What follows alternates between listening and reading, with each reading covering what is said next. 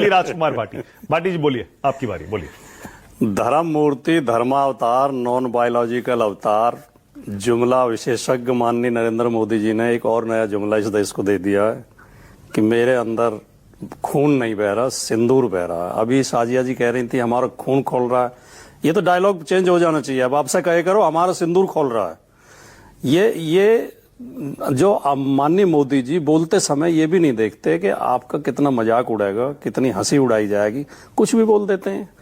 तो अब इनके अंदर सिंदूर दौड़ रहा है। और मैं रागिनी नायक जी आपको ये सलाह देना चाहूंगा कि हम और आप इनका मुकाबला नहीं कर सकते। हमारे और आपके अंदर खून दौड़ रहा है, इनके अंदर सिंदूर दौड़ रहा है। दूसरी बात, आप सवाल उठा रही हैं कि कांग्रेस और विपक्षी पार्टियों से क्यों सांसद चुन के भेजे गए हैं। अब इनकी पार्टी में तो ट्रोलिंग के विशेषज्ञ हैं। किसी को गाली दिलवानी हो, किसी अधिकारी को आतंकवादियों की बहन बताना हो, संसद के अंदर ए आतंकवादी चिल्लाना हो, मोदी जी की चरणों में सेना को समर्पित करना हो, तो ये कर सकते हैं। बाहर विदेशों में जाके देश की छवि सुधारने के लिए तो पढ़े लिखे लोगों की जरूरत पड़ेगी, और पढ़े लिखे लोग मिलेंगे विपक्षी पार्टियों में। तो इसलिए इनकी मजबूरी है। ये क्या बात हुई? नहीं, भारतीय जनता पार्टी पढ़े लिखे सारे विपक्ष में मिलेंगे और मैं तो मानक जी कई बार आपके शो में कह चुका हूं, इनका लेवल जो है, इनकी दिमागी इनका जो बौद्धिक लेवल है बहुत कमजोर होता है। आरएसएस बीजेपी के लोगों का ये गाली गलौज वही सीखते हैं और लाठी चलाना सीखते हैं, लाठी तलवार चलाना सीखते हैं। अंतरराष्ट्रीय कूटनीति क्या होती है इन बेचारों को क्या पता। इनसे अपने लोगों को गाली दिलवा लो आप।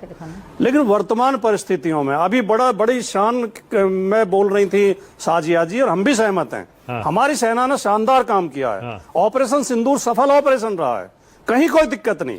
पाकिस्तान के चुन के ठिकानों पर हमला किया है। हाँ। और पाकिस्तान को भारी नुकसान पहुंचाया है।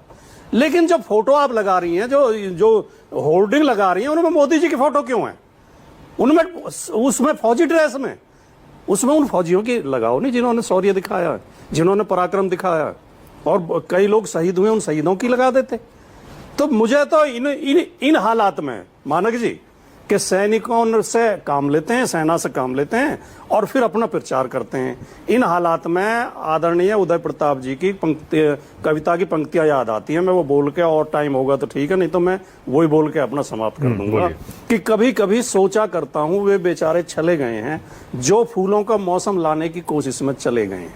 स्वतंत्रता के चरणों में जो अपना शीश चढ़ाकर सोए, हम में से कितने ऐसे हैं उनके लिए हृदय से रोए।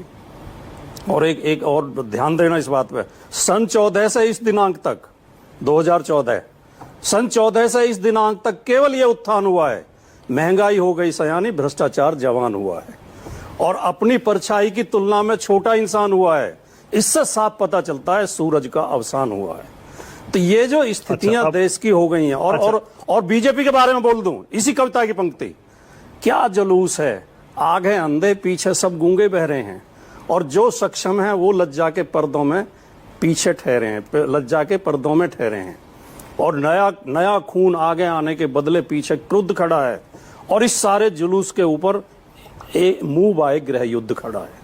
ये स्थितियां देश की हैं। गृह युद्ध खड़ा है, ऐसी बातें क्यों कर रहे हैं? नहीं, इसलिए कर रहे हैं। बात है? इसलिए कर रहे हैं, कमाल करते हैं जब सत्तारूढ़ पार्टी का मंत्री एक सैनिक शानदार अफसर को केवल उसके धर्म के आधार पर आतंकवादियों की बहन बताएगा, पूरी पार्टी चुप रहेगी। एक सवाल आपसे, उस मंत्री खिलाफ कोई कार्रवाई नहीं करेगी। एक सवाल आपसे भी पूछ रहा हूं। पूछिए। एक सवाल और पूछ रहा हूं जो मैंने अभी रागिनी से भी कहा। 1971 में पाकिस्तान के 2 टुकड़े किसने किए थे भाटी जी?